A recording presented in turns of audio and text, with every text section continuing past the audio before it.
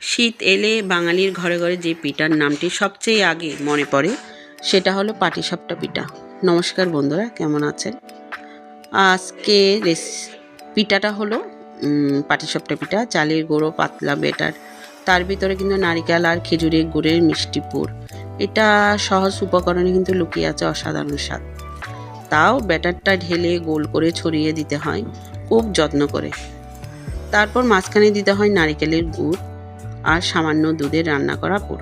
তবে আমি এখানে মাঝখানে দিয়েছি ক্ষীর, আর এখানে আমি নারিকেলের পুরটাও ব্যবহার করি নাই, বাদামের পুরটা আমি ব্যবহার করেছি। বিশেষ করে বাদাম আমি ভেজে গুঁড়ো করে নিয়ে আমি ক্ষীরের সাথে মিক্স করে ফেলেছি।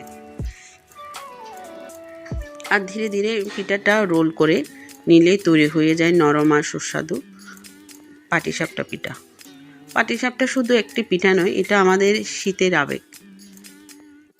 আর শীতের সকালে রোদে আর পরিবারে একসাথে বসে খাওয়ার আনন্দে কিন্তু সব কিছু মিলে পাটিসাপটা পিঠাটা খুব ভালো লাগে। যদি ভালো লেগে থাকে লাইক আর ফলো দিয়ে পাশে থাকবেন।